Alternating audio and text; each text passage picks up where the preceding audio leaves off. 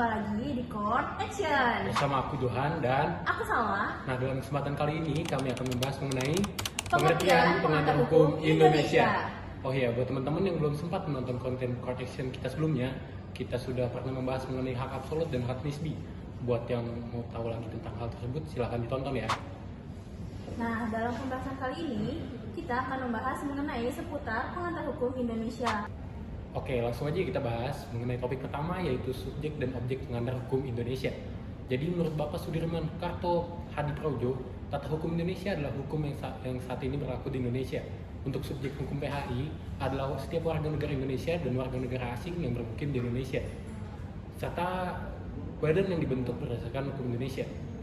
Sedangkan objek hukum PHI meliputi segala benda yang berada di wilayah Indonesia, baik benda yang bergerak maupun tidak bergerak, yang berwujud maupun tidak berwujud.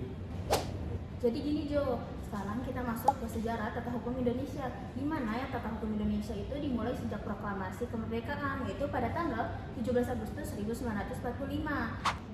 Memorandum DPR Gerakan Reformasi pada tanggal 9 Juni 1966 menyatakan bahwa proklamasi kemerdekaan Indonesia pada tanggal 17 Agustus 1945 merupakan momen penghapusan tertib hukum kolonial dan awal pembangunan tertib hukum nasional, termasuk tata hukum Indonesia. Dan pada tanggal 18 Agustus 1945 juga PPKI menetapkan dan mengesahkan Undang-Undang Negara Republik Indonesia, yaitu Undang-Undang Dasar 1945. Nah, sekarang kita masuk ke pembahasan ketiga mengenai periode perkembangan ketatanegaraan Indonesia, di mana terbagi menjadi 4 periode. Tahu nggak, Pak?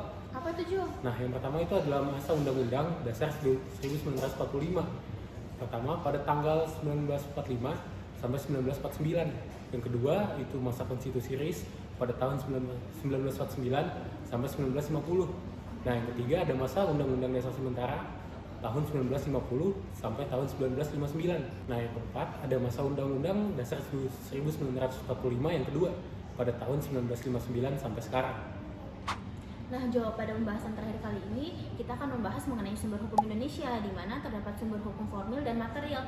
Nah, di konten Court Action kali ini kita akan lebih membahas terkait salah satu sumber hukum formil, yaitu undang-undang. Menurut Profesor Bush, undang-undang memiliki dua pengertian, yaitu undang-undang dalam arti formil dan undang-undang dalam arti material.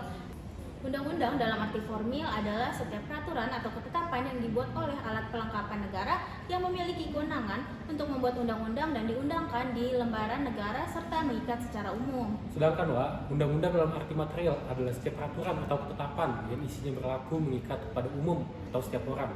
Untuk membedakannya antara undang-undang dalam arti material ataupun formil, biasa digunakan istilah undang-undang untuk arti formil dan peraturan untuk arti material. Nah, sampai sini dulu ya penjelasan kita mengenai pengantar hukum Indonesia. Nantikan konten Court Action selanjutnya di channel YouTube UPS FH UPN VJ. Jangan lupa like, komen, subscribe di channel YouTube UPS FH UPN VJ.